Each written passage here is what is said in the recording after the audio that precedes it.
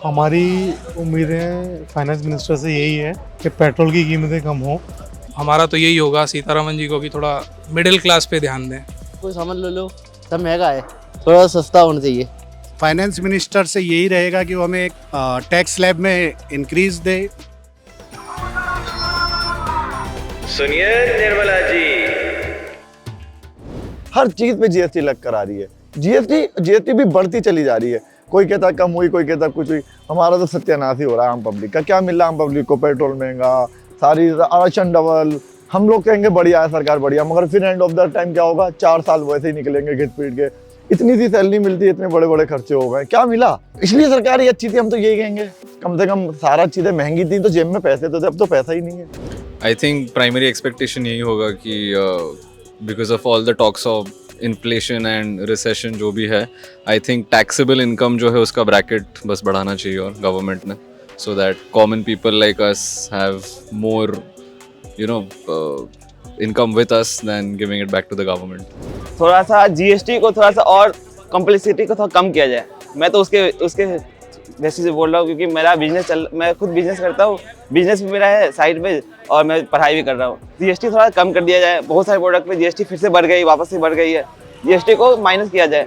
हर सामान महंगा है, कोई भी सामान ले लो, या कोई अपना राशन वासन ले लो, कोई भी ले लो, कोई सामान ले लो, सब महंगा है, थोड़ा सस्ता होना चाहिए। हमारी उम्मीदें फाइनेंस मिनिस्टर से यही है कि पेट्रोल की कीमतें कम हो। उससे महंगाई बहुत ज़्यादा बढ़ रही है, क्योंकि ऑलरेडी एम्प्लॉयमेंट नहीं है लोगों के पास, और जो लोग नौकरियां कर रहे हैं उनकी भी सैलरीज बहुत कम है। मीडियम जो लोअर मिडिल क्लास है, हम लोग भी लोअर मिडिल क्लास से बिलोंग करते हैं, तो मोटरसाइकिल या टू व्हीलर चलाना भी बहुत मुश्किल हो जाता है। तो पेट्रोल कीमतों में कमी आनी चाहिए और कुछ ऐसे प्रोविजंस करने चाहिए जिससे महंगाई पे कंट्रोल हो। सर थोड़ा सा टैक्स की लिमिट बढ़ा दे बस, क्योंकि ऑलरेडी जो है ना बहुत टैक्स हम लोग पेड कर रहे हैं। खाने पर, चाय पर, सारी चीज़ों पे टैक्स ऑलरेडी हम पेड कर रहे हैं। रेस्टोरेंट्स में ऑलरेडी हम टैक्स पेड कर रहे हैं। तो एटलीस्ट टैक्स की लिमिट हमारी बढ़नी चाहिए, ताकि हमें इनकम टैक्स और ज़्यादा ना देना पड़े। आजकल मतलब सेफ्टी के हिसाब से हम देख रहे हैं तो इवनिंग्स में लोग मतलब हमारे अगर लेट आवर्स होते हैं ऑफिस के तो हम थोड़ा घबराते हैं। हम क्यों घबराते हैं, उसका एक रीज़न है, क्योंकि बहुत सारी न्यूज़ हमें सुनने को मिलती है।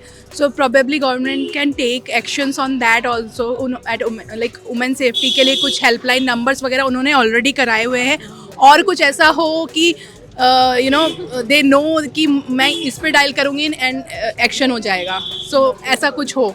सैलरीड क्लास को टैक्स एग्जेम्पशंस मिलनी चाहिए, और जो एग्जेम्पशंस हमें मिली हुई हैं बहुत ही पुराने समय से चली आ रही हैं, तो उनका स्केल बढ़ना चाहिए। तो मेरा यही कहना है कि रेलवे में जो प्राइवेटीकरण है उस पर एक विराम दिया जाए और आम जनता की तस्वीरों को भी ऊपर लाया जाए, ताकि वो लोग भी अपनी इच्छाओं को, जैसे नोएडा जैसे जो बड़ी शहर हैं, गुड़गांव, नोएडा, दिल्ली, उसका सफ़र तय कर पाए।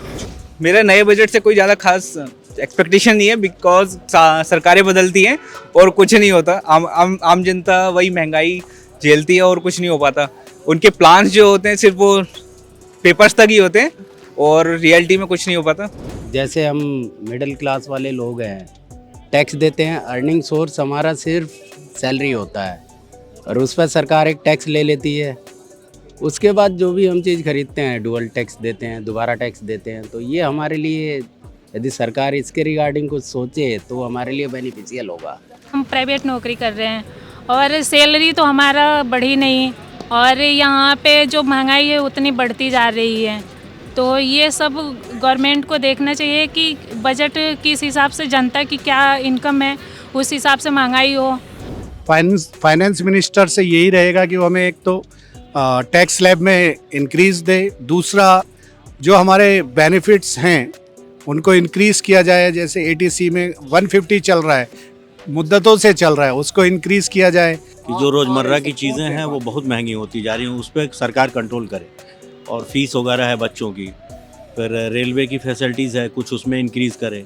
से किराए तो बढ़े हुए हैं, सारे एक्सप्रेस के किराया लग रहे हैं, कहीं पैसेंजर का किराया लग नहीं रहा है। उस सब में थोड़ा ध्यान दे गवर्नमेंट। सबसे मेन चीज़ है डीजल और पेट्रोल, अगर ये महंगा हो रहा तो सारी चीज़ें महंगी हो जा रही हैं। हमारे जो वित्त मंत्री हैं उनसे ये कहना चाहें कि इनकम टैक्स की रिबेट में थोड़ा अगर कोई सहूलियत मिले तो ज़्यादा बेनिफिशियल होगा हमारे लिए।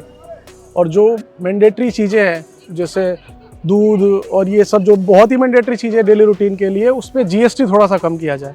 अल्टीमेटली जो 1.5 लाख का स्लैब है उसको इनको इंक्रीज करना चाहिए, टीसी को भी। अगर हम लोग सेविंग कर रहे हैं, अगर उसी में सेविंग है तो उसको इंक्रीज कर दें, तो उसमें और हमें बेनिफिट मिलेगा। क्योंकि सपोज हमारा पीएफ भी कटता है, जिसका पैकेज जो पीएफ वाला भी हो जाता है, एलआईसी भी करो, सारा चीज़ करो, तो वो हम बेनिफिट नहीं मिल पाता। जो सेविंग कराता है बंदा वो, लेकिन वो उसमें एडजस्ट नहीं हो पाता है। जीएसटी के में जीएसटी बहुत ज़्यादा पड़ता है, क्योंकि कस्टमर इतना दे नहीं पाता है, कई बार बहुत ज़्यादा पड़ता है हर एक चीज़ के ऊपर, यहाँ तक खाने पीने की और दूसरी चीज़ें हैं उससे भी है जीएसटी। और दूसरी जो इनकम टैक्स दे रहे हैं तो उनके लिए कोई फैसिलिटीज़ उनको मिलनी चाहिए जो इतना पे कर रहे हैं। जीएसटी का स्केल कम करना चाहिए सबसे ज़्यादा, कि जितना कम होएगा उतने ही बिल कटेंगे, ज़्यादा कोई 2 नंबर का काम ही नहीं होगा। सर एक्सपेक्टेशंस तो यही है, फ्यूल प्राइस थोड़े से कम हो।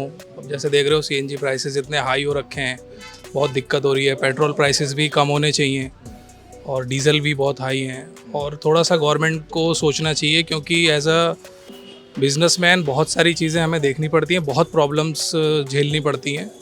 लोग जो है हिंदुस्तान के अंदर सिस्टम में काम नहीं करना चाहते, हम सिस्टम में काम करते हैं, इसलिए हमें प्रॉब्लम। मैं तो बस यही है, थोड़ा सा टैक्स रिबेट बढ़े, थोड़ा सा रिडेम्पशन इसमें कार टैक्स में देना पड़ेगा जो रोड टैक्स में आता है। जनरली जो भी कोई गाड़ी लेता है नई वाली, तो उसमें इवन इफ अगर एक कोई सेडान ले रहा है तो उसमें 28% जीएसटी है, साथ में 18% टैक्स है, उसमें रोड टैक्स आता है। तो ऐसे करते करते ये नियरली 50% आप गाड़ी का ऊपर जो एक्चुअल प्राइस है, जैसे अगर आप 20 लाख की गाड़ी खरीदते हो तो वो नियरली 10-11 लाख की आती है, बट उसके ऊपर नियर अबाउट 9-10 लाख का टैक्स होता है। उसमें थोड़ी सी रिडेम्पशन होनी चाहिए, because you know youth, even if हम लोग अगर ईवीज़ पे भी स्विच करना चाहें तो उसमें भी टैक्स काफ़ी ज़्यादा, रिडेम्पशन बहुत कम है एज सच। देखिए, बजट जो होता है आज के जो बजट होता है वो सिर्फ बिजनेसमैन के लिए होता है, आम जनता के लिए कोई बजट ही नहीं होता है। आज तक किसी सरकार ने कोई ऐसा किसी भी मजदूर के बारे में कोई ये पॉइंट नहीं उठाया कि इनको मिनिमम सैलरी कितनी मिलनी चाहिए, या फिर यदि 2 साल 4 साल 5 साल काम करता है किसी फैक्ट्री में तो उसको वैसे मतलब क्यों मालिक निकाल देता है। इसके बारे में कोई रूल रेगुलेशन कहीं नहीं निकली है कहीं, और ना कोई निकालता है। अगर निकालता भी है तो वो निकालने के बाद वो सिर्फ कागजाती रह जाती है, डॉक्यूमेंट्री रह जाती है।